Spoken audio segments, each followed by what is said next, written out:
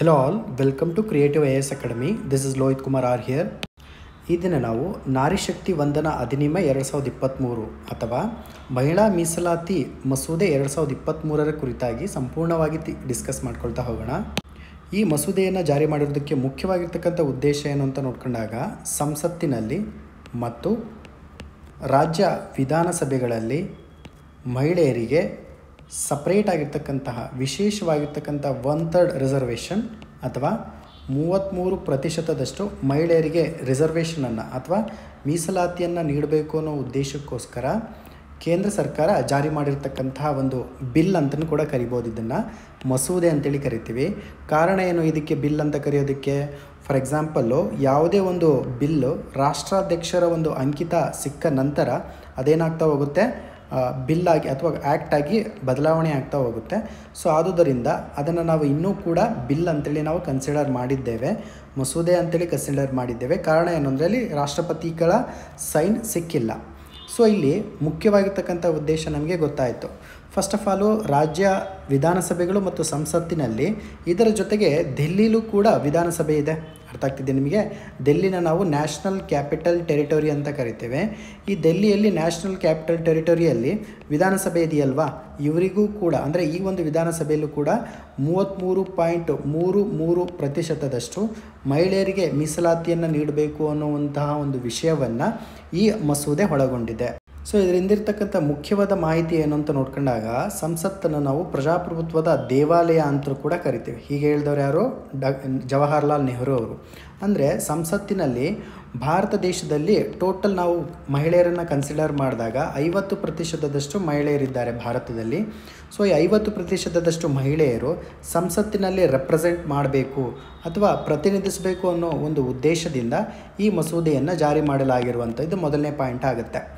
ನಂತರದಲ್ಲಿ ಮಹಿಳೆಯರಿಗೆ ರಾಜಕೀಯವಾಗಿರ್ತಕ್ಕಂತಹ ಸ್ವಾತಂತ್ರ್ಯವನ್ನು ನೀಡಬೇಕು ಅಥವಾ ರಾಜಕೀಯವಾಗಿರ್ತಕ್ಕಂಥ ಪ್ರಾತಿನಿಧ್ಯವನ್ನು ನೀಡಬೇಕು ಅನ್ನೋ ಉದ್ದೇಶವನ್ನು ಇಟ್ಕೊಂಡು ಈ ಬಿಲ್ಲನ್ನು ಜಾರಿ ಮಾಡಲಾಗಿದೆ. ಅರ್ಥ ಆಗ್ತಿದೆ ನಿಮಗೆ? ಪಾರ್ಲಿಮೆಂಟಿಗೆ ಸಂಬಂಧಪಟ್ಟಂತೆ ಅಥವಾ ರಾಜ್ಯ ವಿಧಾನಸಭೆಗಳಿಗೆ ಸಂಬಂಧಪಟ್ಟಂತೆ ಮಹಿಳೆಯರ ಒಂದು ಪಾಲ್ಗೊಳ್ಳುವಿಕೆ ಆಗಿರಲಿ ಅಥವಾ ಪ್ರತಿನಿಧಿಯಾಗಿರಲಿ ತುಂಬ ಕಡಿಮೆ ಮಟ್ಟದಲ್ಲಿರೋದ್ರಿಂದ ಈ ಸಮಸ್ಯೆಯಿಂದ ಹೊರಬರೋದಕ್ಕೆ ಕೇಂದ್ರ ಸರ್ಕಾರ ತೆಗೆದುಕೊಂಡಿರ್ತಕ್ಕ ಕ್ರಮ ಇದಾಗಿದೆ. ಮುಂದಿನ ಹಂತದಲ್ಲಿ ಈ ಬಿಲ್ ಜಾರಿಯಾಗಿ ಕಾಯ್ದೆ ಆದಂತಹ ಸಂದರ್ಭದಲ್ಲಿ ಸಾಂವಿಧಾನಿಕವಾಗಿ ಯಾವ ರೀತಿಯಾಗಿರ್ತಕ್ಕಂಥ ಬದಲಾವಣೆ ಆಗುತ್ತವೆ ಅನ್ನೋದನ್ನು ಕೂಡ ನಾವು ನೆನ್ಪಿಟ್ಕೊಳ್ಬೇಕು. So it may be prelims question ಕೂಡ ಆಗ್ಬೋದು. ಸೊ ನೋಡಿ, ನಮಗೆಲ್ಲ ಗೊತ್ತಿದೆ ಆರ್ಟಿಕಲ್ 330, ಓಕೆನಾ?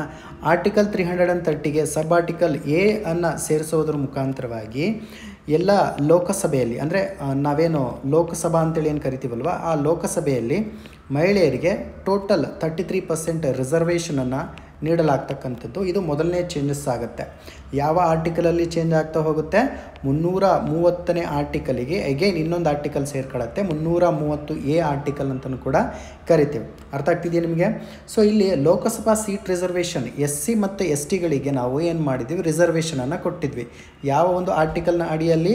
330ನೇ ಆರ್ಟಿಕಲ್ನ ಅಡಿಯಲ್ಲಿ. ಇದಕ್ಕೆ ಸಪ್ರೇಟ್ ಆಗಿರ್ತಕ್ಕಂತಹ ಅಮೆಂಡ್ಮೆಂಟು ಈ ಬಿಲ್ ಜಾರಿಯಾದಂತಹ ಸಂದರ್ಭದಲ್ಲಿ ಆಗ್ತಕ್ಕಂಥದ್ದು. ಒಟ್ಟಿನಲ್ಲಿ ಬದಲಾವಣೆ ಆಗ್ತಕ್ಕಂಥ ಆರ್ಟಿಕಲ್ಲು 330A ನೆನ್ಪಿಟ್ಕೊಳ್ಬೇಕಾಗುತ್ತೆ. ಸೊ ಮುಂದುವರೆದಂತೆ ಇನ್ನೊಂದು ಆರ್ಟಿಕಲನ್ನು ತಾವು ನೆನ್ಪಿಟ್ಕೊಳ್ಳಿ, 332A ಆರ್ಟಿಕಲ್ ಇದೆಯಲ್ಲ. ಸೊ ಈ ಒಂದು ಆರ್ಟಿಕಲ್ಲು ಬಿಲ್ನಿಂದ ಬದಲಾಗ್ತಾ ಹೋಗುತ್ತೆ. ಏನಾಗ್ತಾ ಹೋಗುತ್ತೆ? ನಿಮಗೆ ಲೆಜಿಸ್ಲೇಟಿವ್ ಅಸೆಂಬ್ಲೀಸ್ ಅಂತೇಳಿ ಕರಿತೀವಿ ಅಥವಾ ಕನ್ನಡದಲ್ಲಿ ವಿಧಾನಸಭೆಗಳು ಅಂತೇಳಿ ಕರಿತೀವಲ್ವಾ, ಈ ವಿಧಾನಸಭೆಗಳು ಅಥವಾ ಇನ್ನೊಂದು ಹೆಸರಲ್ಲಿ MLAಗಳು ಅಂತಲೂ ಕೂಡ ಕರಿತೀವಿ ನೋಡಿ ಸದಸ್ಯರನ್ನು, ರೈಟ್? ಸೊ ಲೆಜಿಸ್ಲೇಟಿವ್ ಅಸೆಂಬ್ಲಿ ಅಥವಾ ವಿಧಾನಸಭೆಗಳಲ್ಲಿ ಎಗೈನ್ ಮತ್ತೆ ಮಹಿಳೆಯರಿಗೆ 33.33% ಏನು ರಿಸರ್ವೇಷನನ್ನು ಕೊಡ್ತಾ ಇದ್ದೀವಲ್ವ, ಆ ಒಂದು ಪ್ರಾವಿಷನನ್ನು 332A ಆರ್ಟಿಕಲಲ್ಲಿ ಸೇರಿಸಲಾಗುತ್ತೆ. ಈ ಎರಡು ರೀತಿಯಾಗಿರ್ತಕ್ಕಂಥ ಬದಲಾವಣೆಯನ್ನು ಮಾಡಲಾಗುತ್ತದೆ, ನೆನ್ಪಿಟ್ಕೊಳ್ಬೇಕಾಗುತ್ತೆ. ಸೊ ಅದೇ ರೀತಿಯಾಗಿ ಇನ್ನೊಂದು ಪಾಯಿಂಟನ್ನು ಕೂಡ ನಾನು ನಿಮಗೆ ಹೇಳಿದೆ, ಡೆಲ್ಲಿಯಲ್ಲಿ ಒಂದು ತೀವ್ರತರವಾಗಿರ್ತಕ್ಕಂಥ ಬದಲಾವಣೆ ಆಗುತ್ತೆ. ಅರ್ಥ ಆಗ್ತಿದೆ ನಿಮಗೆ? ಇದನ್ನು ನ್ಯಾಷನಲ್ ಕ್ಯಾಪಿಟಲ್ ಟೆರಿಟರಿ ಅಂತ ಕರಿತೀವಿ. ಇಲ್ಲೂ ಕೂಡ ವಿಧಾನಸಭೆ ಇದೆ ಅಲ್ವಾ. ಸೊ ಈ ವಿಧಾನಸಭೆಯಲ್ಲಿ ಯಾವ ಆರ್ಟಿಕಲ್ನ ಬದಲಾವಣೆ ಮಾಡಿಕೊಂಡು ಆಗುತ್ತೆ ಅಂತ ನೋಡ್ಕೊಂಡಾಗ, ಹೊಸದಾಗಿ ಆರ್ಟಿಕಲ್ ಸೇರಿಸ್ತಾರೆ ಅಂತ ನೋಡ್ಕೊಂಡಾಗ 239AA ಆರ್ಟಿಕಲ್ ಇದೆಯಲ್ಲ, ಇದನ್ನು ಸೇರಿಸೋದ್ರ ಮುಖಾಂತರವಾಗಿ ಮಹಿಳೆಯರಿಗೆ ಎಗೈನ್ 33.33% ಅಥವಾ 1/3% ಮೀಸಲಾತಿಯನ್ನು ನೀಡಲಾಗುತ್ತದೆ ಮಾಡುತ್ತದೆ. ಈ ರೀತಿಯಾಗಿರ್ತಕ್ಕಂಥ ಆರ್ಟಿಕಲನ್ನು ನಿಮಗೆ ಮುಂದೆ ಬರ್ತಕ್ಕಂಥ ಎಲ್ಲ ಎಕ್ಸಾಮ್ ಎಸ್ಪೆಷಲ್ ಆಗಿ PSI KS ಎಕ್ಸಾಮಲ್ಲಿ ಕೇಳ್ತಕ್ಕಂಥ ಚಾನ್ಸಸ್ ಇದೆ. ಒಂದು ಬಾರಿ ಗ್ಲಾನ್ಸ್ ಮಾಡ್ಕೊಳ್ಳಿ. ಮುಂದಿನ ಹಂತದಲ್ಲಿ ಅದರ ಗುಣಗಳು ಏನು ಅಂತ ನೋಡ್ಕೊಂಡು ಹೋಗೋಣ. ಗುಣಲಕ್ಷಣಗಳು ಏನು ಅಂತ ನೋಡ್ಕೊಂಡಾಗ ಮೊದಲನೇ ಪಾಯಿಂಟ್ ಏನಾಗುತ್ತೆ, 1/3 ರಿಸರ್ವೇಷನ್, 33.33% ಅಷ್ಟು ರಿಸರ್ವೇಷನ್ ಎಲ್ಲಿ ನಮಗೆ ಸಂಸತ್ತಿನಲ್ಲಿ ಮತ್ತು ರಾಜ್ಯ ವಿಧಾನಸಭೆಗಳಲ್ಲಿ ಜೊತೆಗೆ ಡೆಲ್ಲಿ ವಿಧಾನಸಭೆಗಳಲ್ಲೂ ಕೂಡ 1/3 ಏನು ಮಾಡ್ತೀವಿ, ರಿಸರ್ವೇಷನನ್ನು ಕೊಡ್ತೀವಿ. ಇದು ಮೊದಲನೇ ಪಾಯಿಂಟ್ ಆಗುತ್ತೆ. ಎರಡನೇ ಪಾಯಿಂಟ್ ಏನು ಅಂತ ನೋಡ್ಕೊಂಡಾಗ ಎಗೇನ್ ಈ ಒಂದು ಬಿಲ್ ಏನಿದೆಯಲ್ಲ ರಿಸರ್ವೇಷನಲ್ಲಿ ಎಗೇನ್ ಮತ್ತೆ ರಿಸರ್ವೇಷನನ್ನು ನೀಡ್ತಕ್ಕಂತಹ ಒಂದು ಸಪ್ರೇಟ್ ಆಗಿರ್ತಕ್ಕಂಥ ಪ್ರಾವಿಷನನ್ನು ನೀಡಲಾಗುತ್ತೆ. ಸೊ ಫಾರ್ ಎಕ್ಸಾಂಪಲ್ ಇವಾಗ SC ಮತ್ತು STಗಳಿಗೆ ಮೀಸಲಾತಿ ಇದೆಯಲ್ಲ, ಎಗೇನ್ ಇದರಲ್ಲೂ ಕೂಡ ಮಹಿಳೆಯರಿಗೆ ಸಪ್ರೇಟ್ ಆಗಿರ್ತಕ್ಕಂಥ ಮೀಸಲಾತಿಯನ್ನು ನೀಡಲಾಗುತ್ತೆ. ಇದು ಎರಡನೇ ಪಾಯಿಂಟ್ ಆಗುತ್ತೆ.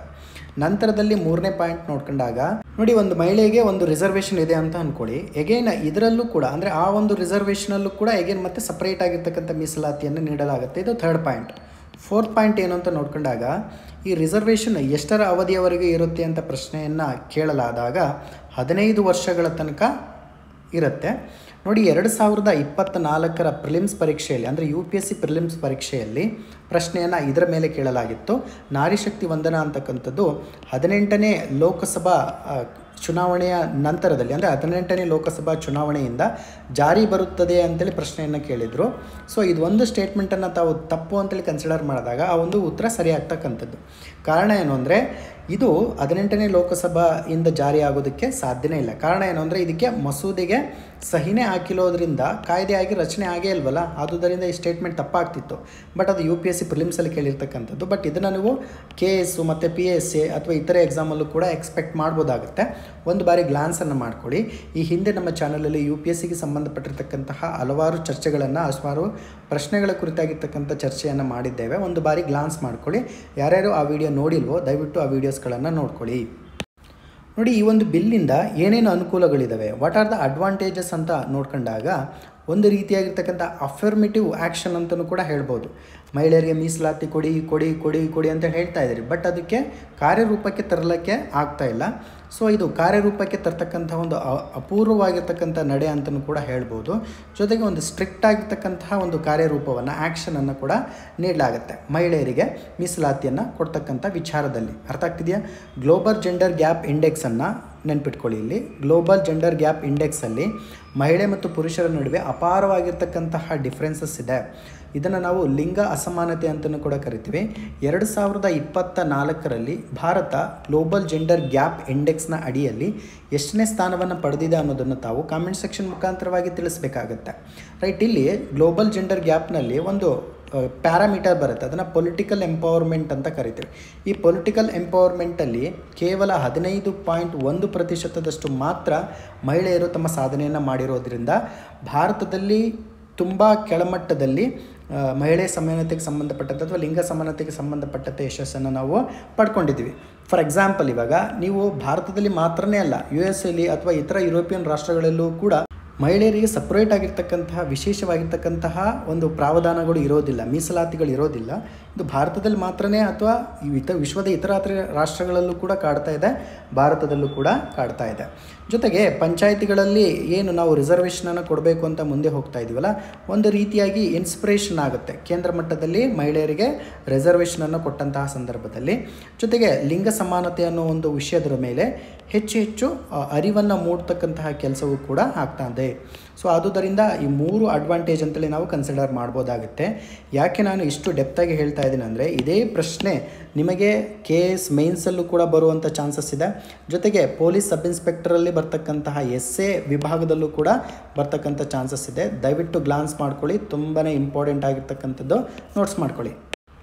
ಮುಂದುವರೆದಂತೆ ಈ ಒಂದು ಬಿಲ್ನಲ್ಲಿ ಯಾವ ರೀತಿಯಾಗಿರ್ತಕ್ಕಂಥ ಸಮಸ್ಯೆಗಳಿದ್ದಾವೆ, ಯಾವ ರೀತಿಯಾಗಿರ್ತಕ್ಕಂಥ ಇಶ್ಯೂಸ್ಗಳಿದ್ದಾವೆ ಅಂತ ನೋಡ್ಕೊಂಡಾಗ, ಮೊದಲನೇ ಪಾಯಿಂಟನ್ನು ನೋಡ್ಕೊಂಡಾಗ ನಾವು ನಿಮಗೆ ಚುನಾವಣಾ ಸುಧಾರಣೆಯನ್ನು ಮಾಡದೆ ಈ ರೀತಿಯಾಗಿರ್ತಕ್ಕಂಥ ಕ್ರಮವನ್ನು ತೆಗೆದುಕೊಂಡಿರ್ತಕ್ಕಂಥದ್ದು ಒಂದು ರೀತಿಯಾಗಿರ್ತಕ್ಕಂಥ ಇಮ್ಮೆಚ್ಯೂರ್ಡ್ ಪಾಲಿಸಿ ಅಂತಲೂ ಕೂಡ ಹೇಳ್ಬೋದಾಗುತ್ತೆ.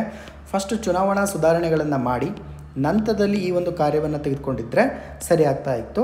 ಚುನಾವಣಾ ಸುಧಾರಣೆಗಳನ್ನು ಮಾಡದೇ ಈ ರೀತಿಯಾಗಿರ್ತಕ್ಕಂಥ ಕಾರ್ಯ ಸಕ್ಸಸ್ಫುಲ್ ಆಗೋದಿಲ್ಲ ಅನ್ನೋದು ಕೂಡ ನಮಗೆ ಆಗ್ತಾ ಹೋಗುತ್ತೆ.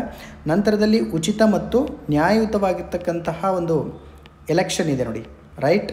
ಸೊ ಉಚಿತ ಮತ್ತು ನ್ಯಾಯಯುತವಾಗಿರ್ತಕ್ಕಂಥ ಎಲೆಕ್ಷನ್ನು ನಮ್ಮ ದೇಶದಲ್ಲಿ ಆಗ್ತಾ ಇಲ್ಲ.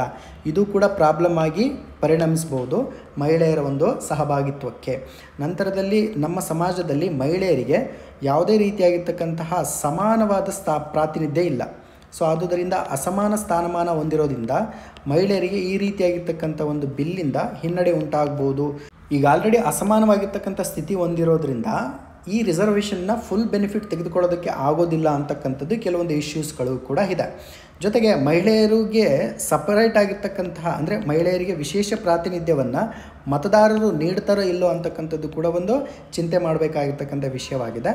ಇವೆಲ್ಲವನ್ನು ಕೂಡ ನಾವು ಇಶ್ಯೂ ಕ್ಯಾಟಗರಿಯಲ್ಲಿ ಕನ್ಸಿಡರ್ ಮಾಡ್ಬೋದಾಗುತ್ತೆ.